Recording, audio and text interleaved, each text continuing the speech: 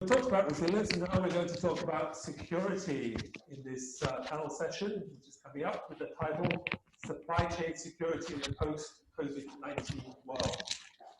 Now, to help this panel session, I'm delighted to welcome my fellow Exec Committee member, Joe Lombardo, and Joe is also the Director at ESP Consult, and probably most important, he's the Editor-in-Chief of LogiSYM magazine. Quickly rose to be the leading publication for logistics in the region, and all the issues are available on our website. So I do recommend, if you want to keep up to date with all the happenings in logistics and news, head over to the website. Look at LogiSYM. So Joe, it's over to you. Please go ahead with our first panel session. Thank you both for the kind introduction, and welcome to everyone to this digital LogiSYM. Our panel discussion this afternoon is supply chain security in the post-COVID-19 world. And I'm delighted to welcome our four guests who are very experienced in our industry. I start off with Karmjit Singh, who many people will know, and he's currently the chairman of the Chartered Institute of Logistics and Transport, Singapore, better known as the CILT. We've got Professor Dr. Marco Tieman, who is a founder and CEO at LEB International, a supply chain consultancy practicing out of Malaysia, but he's also a professor at HELP University in Malaysia and also a fellow of other universities in the region. I also welcome Tony Lugg, the chairman of the Transported Asset Protection Association, also known as TAPA, Asia Pacific. And Vivien Cheong, who's a regional sales manager at TICONTRACT Transporeon Group here in Asia Pacific. Now, for everybody, security has always been a thorn in the side, a major issue of physical transportation. But as we move into the digital age, we are now challenged with cybersecurity. And this is an area which is of great concern. So as we move into the digitalization of our business, security and cybersecurity becomes an ever-increasing challenge. So let me start off by asking each of our panelists to briefly give us an outline of their background, experience, and also some of their significant achievements in their career so far. Let me start off with the ladies. Vivien? Hi, so my name is Vivien. I work for Transporeon Group. So we are basically a logistics software company. A little bit of history about myself. So prior to being with Transporeon Group, I think come October, I'll be with them for 4 years now. Prior to that, I've always been a logistics service provider with APL, the ocean line, with Toll Global Logistics, with a small regional trucking company So yeah, some of my achievements, I think, no, we've helped a lot of customers like rolled out some digital solutions. I think Tony might be familiar with us. His previous stint, we had some contact. So yeah, that's about it. Thank you, Vivien. I will not ramble on. Thank you, Vivien. Karmjit, you're a well-known figure in our industry. Would you like to share some of your experiences and greatest achievements? Thank you, Joe, and good afternoon to all my colleagues on the panel. I spent about 35 years in the Singapore Airline Group, the first 25 years with the parent airline in a variety of jobs, and finally at about a dozen years in SATS. And the achievement that I'm particularly proud of is bringing SATS as a listed company, public listed company. And we had to go to 6 cities in Europe and America to do the road shows. And as a result, it forced us to expand aggressively. And we ended up in 6 different countries in doing ground handling and in-flight catering, not only in ASEAN, but also India, China, Vietnam, the Maldives, and Hong Kong. And the other achievement I'm particularly proud of is setting up the first perishable center on airport in this part of the world. And the perishable center, I'm saying, is full now. It started 10 years ago when nobody was doing cold chain. Thank you. Marco Tieman for his insights in his achievements so far. Marco, can you hear me? Yes, thanks, Joe. The line is a little bit unstable. Yeah, first of all, thank you for inviting. I've been more than 20 years in the supply chain business, mainly in supply chain analysis and supply chain design. And for about 15 years, also as an academic, active part-time, doing research on halal supply chain.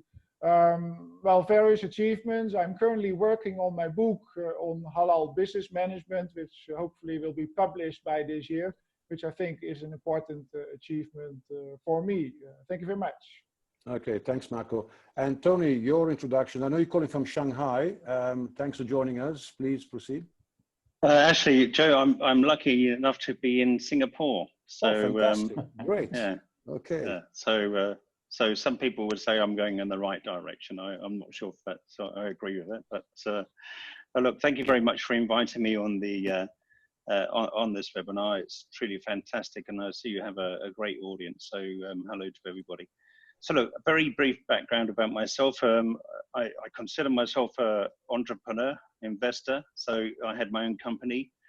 I grew that on the back of interest-free credit cards. Took it up to a substantial amount, and then I was purchased by TICO.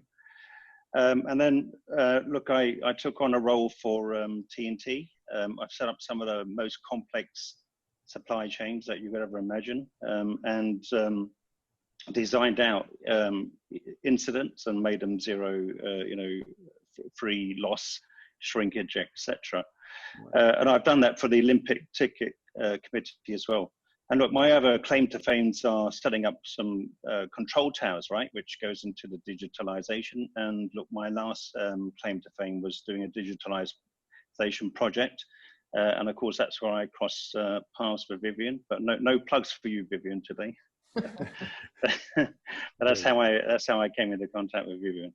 Okay, great. Thanks, Tony. So as we move forward, we can see that with the COVID-19 disruption, there has been many companies who are grappling with security issues and all sorts of challenges. Vivien, can I ask you, what are the challenges currently facing organizations and businesses as you are a supplier in the industry? I think the question can be broken down into a few pieces. So we're talking about disruption. So I just want to be clear that because Transporeon is a logistics software company, so we will focus on the logistics side of it rather than the whole supply chain. Right. So I think within the last 90 days or 3 months, right, a lot has happened. We are seeing the disruption that we see simply with up till, we're not even halfway through the year yet, we're seeing approximately about 400 to 500 vessel sailing, ocean sailing cancellations. We are 97% of air freight is flown on belly freight. So it's passenger and then belly freight. We're seeing that obliterated as well. So from an international logistics standpoint, even with lower demand and output from factory, there isn't enough capacity to go around at the moment. So this is one of the key concerns a lot of our customers are facing. Definitely, I would say that those that are already on our platform for 1 or 7 of all our products versus those that don't have a digital solution at the moment, the way that they're coping with the disruption is very different. We have customers that could pick themselves up fairly quickly and deal with the situation. We have customers, we have prospects or people that are less digitalized or have a concrete like a BCP that sort of grind to a halt, or like, they were firefighting for longer than they should. Okay, yeah. Great. Thank you, Vivien. Marco, can I ask you, because you're based in Malaysia and you are seeing also a different dynamic going on there, could you share with us what are the challenges business and organizations are facing in the current situation? What you have seen in Malaysia, there has been an extended lockdown. So we have been in lockdown situation since March. And since March, we have seen a recession coming into play. So low consumer confidence and also low purchasing managers' confidence. Malaysia has very high debt levels. Right. Average Malaysian has a housing loan, car loan, a study loan, a wedding loan, and a credit card debts. That is okay as long as an economic growth. But to be sustainable with an economic growth is okay. But when that economic growth is gone, when Malaysia is moving into a recession, there's big trouble ahead. And that leads to high unemployment in the coming months, expected social unrest, and therefore also an increase of unfortunate crime rates for people in order to survive. Right. Thanks, Marco. So coming back to focusing on our security, Tony, do you believe that businesses have been caught by surprise, and what has the impact been on the security system and the security culture overall? Joe, if I can be totally blunt, and I'm sure your audience will want me to be so, this whole COVID-19 really caught everybody out. You know, businesses weren't prepared. So we surveyed in mid-January businesses in China and across Asia Pacific. But 63% of the participants who responded said they didn't have business continuity plans for their China operation. So, you know, you imagine that's a massive problem. If you look at some of the problems that came up, suppliers were single sourced. There was no risk assessment around them. They didn't even have those lanes mapped out. So to Vivien's point, they couldn't even work out where they could look at alternative routing. Nobody ever had thought about those opportunities. And then look, when you look at some of the other problems, you know, we've had the cyber attacks, okay? So everybody starts working from home, but nobody prepared for that. And yet that's been one of the fundamentals of business continuity planning. Counterfeit goods being moved. You know, I think carriers have to take some responsibility for this. You know, they're picking up from unknown sources. Trade compliance. We've had smuggling going on across the globe. People are, you know, the smugglers are taking this as an opportunity to jump on that bandwagon and use this disruption and disorganization to smuggle goods. And look, one of the big issues I think it's done, Joe, which you know, in terms of sustainability, is that it's exposed the amount of forced labor that's actually evident in the supply chain. Right, right. Thanks, Tony. Karmjit, with your many years of experience, you have seen so many disruptions in the transportation industry, in the air freight industry, in the airline industry. But now we are in a different situation. What, in your view, is the heightened importance of supply chain security during such a critical period as we are facing today? Thank you, Joe. There are two aspects of the security. What is the general application of the term? That any form of any disruption in any part of the chain, minor or major, disrupts the flow. In the traditional sense, disruption of flow of information. Information doesn't flow the normal way. You don't get accuracy. Regulation change every day, every hour in the initial days of the crisis. And that breeds more uncertainty, and you can't get coherent information as to what government plans and policies are. Apart from operational disruption and trade disruptions, the big picture. But I want to take up on the point that Tony just mentioned, the whole issue of BCP planning, and I guess the 63% that Tony mentioned is probably understated. I suspect it's much bigger. And BCP is never taken seriously, and many people don't understand the meaning. This is not crisis management per se, it's business continuity. The business will disappear if you don't understand it and don't plan for it. And it showed up as a major weakness. And in my experience, having done BCP planning in the company that I used to work for, it is something we take seriously. It's not just having a manual, a piece of paper. It's exercising your plan, getting your people with secondary response, go through the plan. And unless you practice BCP as well as crisis management together, there's no way. And quite frankly, to understand the crisis and the disruption, the first phase in it is clearly a response. Right? You can't handle anything else. And the other challenge that happens, there are no workers now, they're all working, staying at home. So how do you reorganize the shift, even for essential services? How do you bring your people back? How do you cross-deploy? You know, but more importantly, how do you protect the worker protection? If they fall sick, if they get the disease, you're finished. So the priority for top management is also protection of your staff, not only just deploying them, doing shifts, but looking after. And finally, let's not forget the importance of cash flow. Many businesses forget, because at this time, the disruption has also caused our payment. People don't pay up. There's a lot of debt back and forth. In an example of the fashion industry in the UK, we just shut off a retail shop and didn't pay the exporters from Bangladesh. As the Bangladesh will fire the workers, so production disappeared. So in a nutshell, these are the kind of complexities that come in a widespread surprise type of crisis. Right. Very good points, Karmjit. Tony, can I just ask you here, clearly the points that, that Karmjit have raised about BCP, people pay lip service to BCP and don't really take it seriously. How do you change this mindset? How do you get this mindset changed, really take on board the seriousness of such a program, BCP, DRP, all the acquisitions? So look, I personally think the only way to address it is to actually put it into the risk register. Because once it's linked to the risk register, the company has to basically risk assess. And once it goes into that process, then it can be scored. So currently, as you know, as you just quite rightly said, it sits outside of that organization. Generally, it sits 2 or 3 levels down from the boardroom. It's a low-level item which isn't getting that board attention.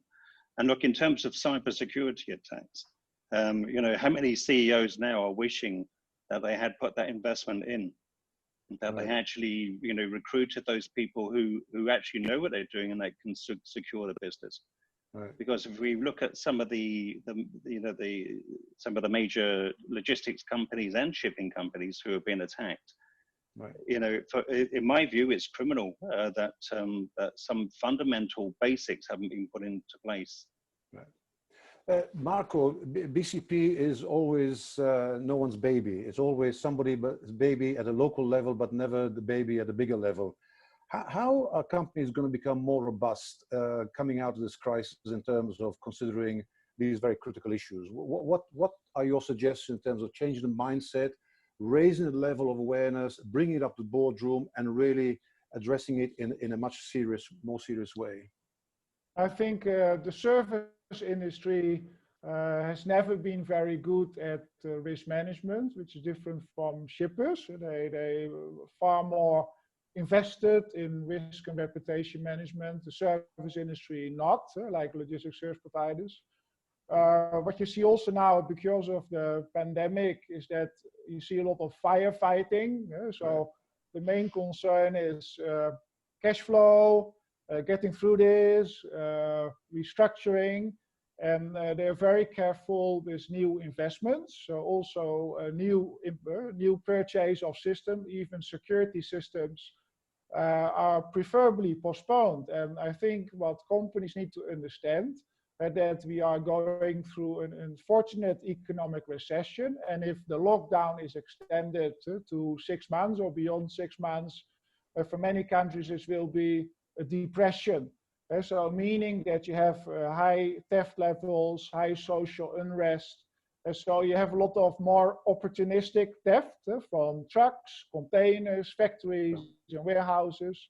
On the other side, we have seen already an increase in cyber attacks on supply chain networks.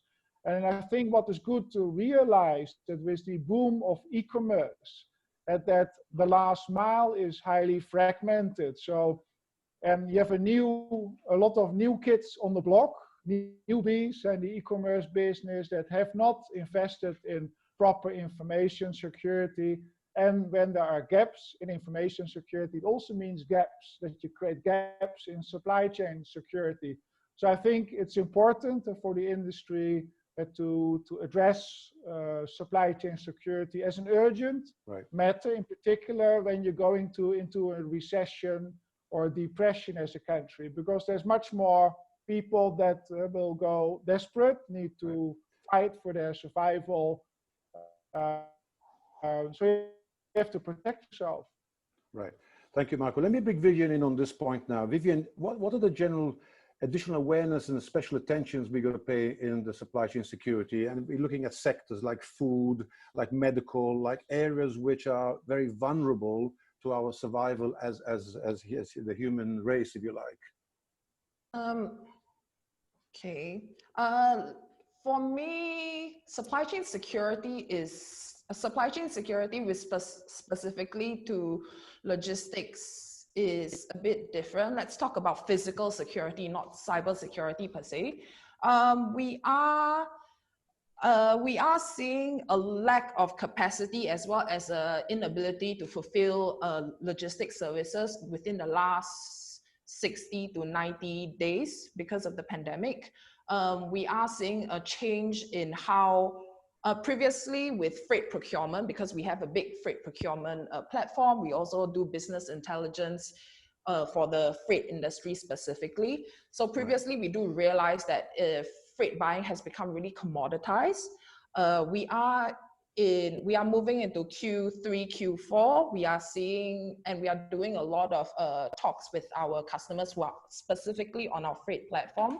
Okay. And we are seeing that they are changing strategy. Instead of being price driven, they are currently capacity and service, more capacity and service oriented. I think this pandemic has been a good wake up call to not be price driven, but be service driven. And this service and capacity driven mentality will probably last for at least the next 12 to 24 months until we have a vaccine, because Thank you, Vivien. And we maybe come back to cost of security later on if we got time. But I want to ask a very important question before we open the questions to the audience. And this question is directed first to Karmjit and then to Tony. Clearly, we have seen and we are seeing big vulnerabilities in our supply chain, whether it be airports, ports sheds, forwarders, outsourced labor, IT systems, networks, web-based systems, etc., etc., etc. But the question is, how are small businesses going to get their heads around these challenges? Because this is where the big headaches are. The bigger companies, like it or not, they are better organized. But the smaller companies that we see in the market, Karmjit, the SMEs, how are they going to face this? What are the suggestions? After I'll ask Tony for his views as well on that. Yeah, Joe, you're absolutely right. I think the big boys probably be able to better cope. The SMEs are constrained. Firstly, financially, if they have not been watching their cash flow, they've been in serious trouble now, and the government has been helping them in Singapore at least in terms of trying to provide some job security, paying out the 70–80% of the wages, and encouraging the job security. But more critically, the SMEs are firefighting right now, and they will continue to do so for the next few months before they can really safely say they can stabilize the operation, let alone renew, rejuvenate, look for the longer term. So in the short term, the constraints of finance, I think they will be in a purely survival mode. And I think it would be overambitious to expect them to do anything better. If they're able to survive the basic customers' need, in whatever is left, they should be lucky, because this is the game. But if you now zero in specifically to food, if you're in the SME food supply sector, that's even more problematic, because at the macro level, some import of certain foods are not even coming in Singapore. Supermarkets are running short of eggs, and government had to import, eggs from Poland. So if you're an SME and you don't have the means of back supplies, you can't move. So you have this limitation upstream. Yeah. Thank you, but downstream. Yeah. Sorry, thank you, Karmjit. I need to bring Tony in on this one here. So how do we help the SMEs? As Karmjit said, they are surviving. They are going through trying to organize themselves. But what can we do more, Tony, to help the smaller companies overcome the survival stage and become more robust? Because that's the ultimate goal here. Yeah. So, Joe, look, as soon as we saw 63%, as already said, we also believe that figure was understated. So together with Singapore Institute of Material Management, we put together a course on business continuity. And that was really to help SMEs come up to that level, at least give them some idea. And we've trained over 100 companies in that. And we did that free of charge. We thought that was part of our social responsibility. So look, going forward, personally, I think all of the big players should start investing in in those customers. Okay. They can help them not only by providing them the framework that they need for business continuity, but also what they need to do is help them with the cash flow. These organisations are stretched, and So cash look, flow I is think very the big critical. plays, correct, yeah, they've got to help them. Right. And look, and the same goes for your supplier base. You know, some of the large manufacturers have also got to help their suppliers. Okay, great. And look, look, Joe, look, just before I go, look, lastly, I would say digitalization. I'm a big champion of that, and I think that's another area they could help them with. Sure. Thank you, Tony, for that. Let's bring in some questions from the audience. I believe, Ramon, we have some questions that the audience is burning to ask. We've got a bunch of questions, Joe. Please go ahead. Questions, especially with the panel that we have here today. I think you don't have enough time. To kick us off, we've got Sanjay Desai. Sanjay, you're live. Ask your question. No, thank you, Dr. Ray. Thank you, Joe. Very specific to BCP, my questions will be to Mr. Singh, and you brought such a lovely point. Going ahead, do you think the boards would be more serious and engage their C-level teams to actually make a practical BCP and not just make it a paper, but really pilot it? And second one, have we reached a level where we need a pandemic specific or even a natural disaster specific BCP in future? What are your thoughts, Singh Sahab? Thank you very much. Good question. I think typically people can't visualize the kind of total collapse of the supply chain, which is really extreme, which is what the world is experiencing. Not only at the national level, but also it's different from a natural disaster, a fire, or a volcanic eruption, or an earthquake kind of BCP, right? But the elements, the key elements are the same, the principles are the same. So I would get to the bottom of the question. The best way is to learn from your ISO 27001, 27001, it's all there, if you follow the principle. But I think more fundamentally, as the point that was made earlier by Tony, at the board level, if there is no understanding of risks, not just developing a risk register, risk matrix, but drilling it down to the operational level, implementing, seeing exercises done minimum once or twice a year, learning from those exercises, because people get rotated, they move, managers keep changing. There's no way. And finally, don't forget, if we are now going to push towards digitalization, with corresponding increase in cybersecurity, cyber attacks, then the change management part becomes of vital importance. Right. Because you are going to change the old generation, the new generation Y and generation Z, right? Changing the mindset, developing that digital culture is going to take time. Your BCP will be even more complex. Right. All right, thanks, Karmjit. Thank you. Great answer. I wish we had more time. Here's a question for Dr. Marco. Marco, you talked about supply chain security and disruption. What's happening in Malaysia? What do you mean exactly what's happening in Malaysia?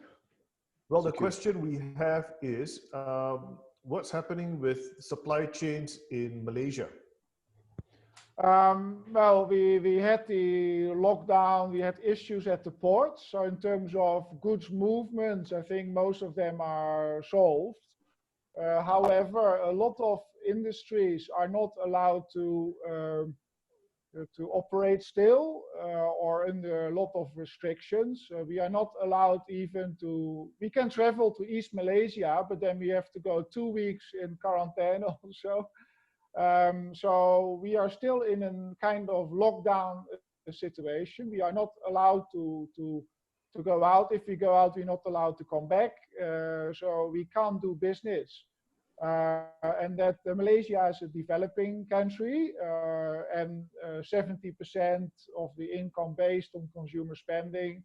So yeah, the economy is not heading for the right directions, and we are very concerned about the economic development and hope that the government can remove all the restrictions. We were lucky enough that we had less than 150 deaths in Malaysia for COVID. That was contributed to the success of the Malaysian government. But I think now it's time also to bring the economic interest and social interest also into play, to get business coming, to get FDI back into Malaysia, which is urgently needed. All right. So sticking with you, Marco, and this is a question I'm going to ask you, followed by Vivien, followed by Karmjit, and then Tony. One thing, what's the one thing that we can do going forward as a takeaway? Because we've got this twin crisis now, COVID-19 as well as this trade war. We've got this border dispute in India. You're a supply chain professional. What's one thing that you can do? Keep your answer to 30 seconds. Marco. Now, I think for supply chain security, it's important to understand your supply chain links and also your hands-off, understand, develop develop supply chain security protocols, processes, because for a robust and resilient supply chain, it's all about supply chain processes. So it's 80% of your success is based on your supply chain processes, therefore focus on those foremost. Thanks, Marco. 30 seconds. Vivien. I agree with Marco with the processes, but more importantly with the continuing your digital transformation journey. So we are seeing a very big disparity between like some of our customers and prospects. A lot of projects are being held. Also, a lot of inquiries and like our customers and prospects, including us in their business continuity plan talks. So I actually feel that with this crisis, it is important to continue on your digital transformation journey because it will set you and your competitors apart, like 12 months down the road, 24 months down the road. 30 seconds, Vivien. Thank you very much. Karmjit, over to you. 30 seconds. I would say developing your HR capability, because we have showed up lots of weakness of all sorts, end to end, whether it's warehousing, whether it's transportation, whether it's your IT side, so we'll assume. So the critical part, how do you see this new opportunity, the new normal to re-transform, not only the mindset, the workforce, we talk about agility, we talk digitalization, without transforming and getting reskilling, upskilling, the kind of things that Singapore government is talking about, NTUC talking about, is going to be very difficult. So to me, it's a very good opportunity, godsend opportunity, so to speak, that this pandemic now will oblige management leaders to think how to focus on upgrading skills of manpower. Excellent. Thanks, Karmjit. Tony? I would say use something like ISO 28000. It's the security management system for the supply chain. Use that as your framework agreement. Integrate it with your other standards, such as your cybersecurity, your ISO 27000, and also use your TAPA standards to underpin your whole logistics network, meaning that all of your suppliers are all TAPA approved. And that means that part of all of your BCPs are already embedded into that program. And lastly, you could look in terms of the digital transformation, start that journey right now. Excellent. All right. Thanks a lot, Tony. Back to you, Joe. Any more questions from the audience? We have heaps of questions, Joe, but we're out of time. We're out of time. Okay. We're broadcasting live. We're on national radio soon. Right. Thank you very much, Ramon, for that. And I'd like to thank all the panel for your absolutely great insights and very provocative comments. Clearly, cybersecurity, security, physical security is something that we really got to build into our defensive strategies for the future. And I think we should maybe escalate this at a higher level, maybe at a governmental level, maybe at a ministerial level, to actually create a better understanding and change the mindsets. Again, thank you all very much for your participation. Thank you to the audience for your participation, for the questions.